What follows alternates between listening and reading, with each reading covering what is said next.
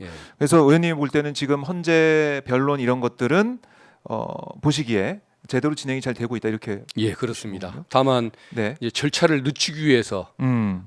좀 청구인 측에서 여러 가지 술수를 쓰고 있지 않습니까? 네. 심지어는 최상목 대행까지 나서서 뭐 헌법재판관 임명을 거부하고 절차를 지연시키는 행동을 하고 여러 가지 증인을 또 30명씩이나 청구하는 식의 이런 방해 행동을 하고 있지만 네. 또 그것 때문에 일부 반영해 주느라고 절차가 조금은 늦어지고는 있지만 헌법재판관들은 이걸 신속하게 종결을 해야 한다라는 그 필요성, 상황 인식은 분명히 하고 있는 것 같아서 그 점을 다행으로 생각하고 있습니다. 그래요. 그런데 이런 상황에서 국민의힘에서는 계속해서 헌법재판관들 여러 가지 뭐 우리법 연구에 이거 우리법 재판소 아니냐 뭐 이렇게 얘기를 하면서 헌법재판관 개개인을 공격하고 있는 그런 상황이란 말이죠.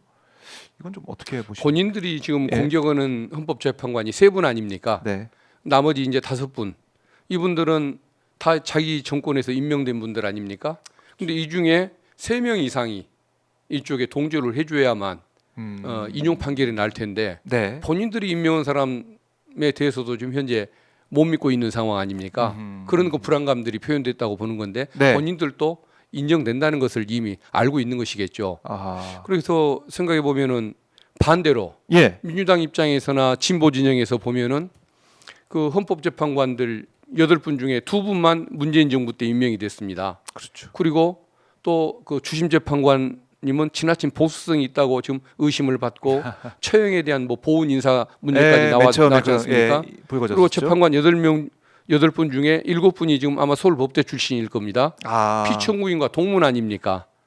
그런데도 민주진영에서 이걸 가지고 문제를 삼거나 헌법재판에 어떤 그 체제를 그렇죠. 부정하는 이런 것은 안 보이고 있지 않습니까? 그렇죠. 그러니까 저것은 어떤 그 법적인 주장이라기보다는 정치적 주장에 불과하다라는 생각을 합니다.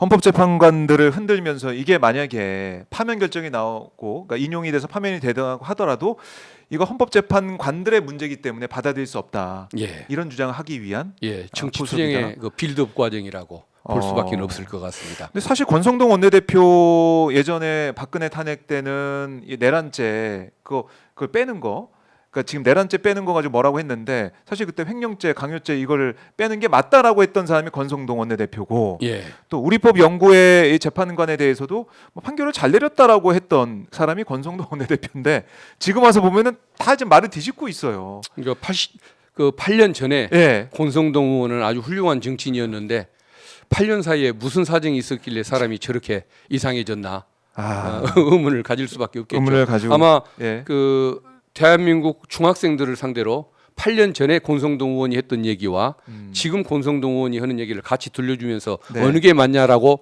평가하라고 한다면 99%가 8년 전에 권성동 의원이 옳았다라고 얘기를 할 것 같습니다. 그래요.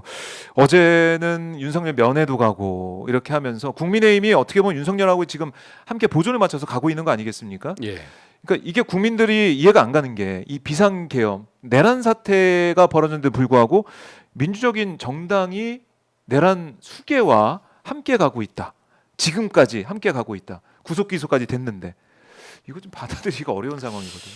이제 뭐 본인들은 인간적인 도리라고 하는데 예. 뭐 국민에 대한 도리를 생각하면 그럴 수가 없는 거 아닙니까?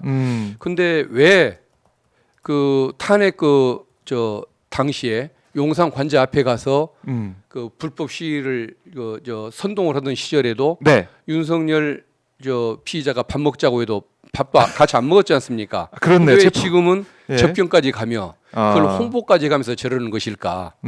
지금 수구 세력들의 주장에 대해서 대선 구도를 생각한 보수 세력들이 민주진영의 정권이 넘어가는 것이 싫어서 뭉치고 있는 현상이 있지 않습니까? 네. 근데 하필이면 그 지금 국힘 지도부의 의원들이 다 어떤 그 좀 보수적인 그 그렇죠. 지역구의 의원들 아닙니까? 그러니까 그 보수 세력들의 눈치를 보기 위해서 네. 눈치를 보고 압을 하기 위해서 그런 짓을 하는 것 같습니다. 아하. 오히려 상황이 불리해졌는데 더 그래야 할 이유가 없는데도 그러는 이유는 결국은 자기의 다음 재선을 위해서 그러는 것 같습니다. 네. 그래서 지금 상식을 가진 국민들은 그래서는 안 된다고 생각을 할 텐데 저러는 이유는 자기들이 어떤 국민들에 잘 보여서 국힘이 정권을 재창출하는 것 여기에 관심이 있는 것이 아니고 그냥 다음에 내가 보수 세력들한테 잘 보여서 재선이 되면 된다. 이런 그 개인을 생각하는 이기적인 마음인 것 같습니다. 네. 그러니까 저기는 당을 위한 마음도 없고 보수를 위한 마음도 없고 예. 자기 개인의 이익만 따지는 내란 그 옹호 세력다운 그런 행동들이라고 저는 그렇게 생각을 합니다. 그러니까 관저 앞에 찾아갔던 국회의원들도 그렇고 예. 지금 어제 면회 갔던 사람들도 그렇고 결국에는 자신의 이제 개인의 재선이나 뭐 삼선이나 이런 정치 생명을 위한 행동을 하고 있는 것이다. 예, 그렇습니다. 그래요. 공교롭게도 어제 간 사람들 중에 권영세, 권성동 뭐 투톱이기도 하지만 대표이기도 하지만 검사 출신이란 말이죠. 예. 그래서 검사 출신 윤석열과 만나서 과연 또 어떤 얘기를 했을까? 예.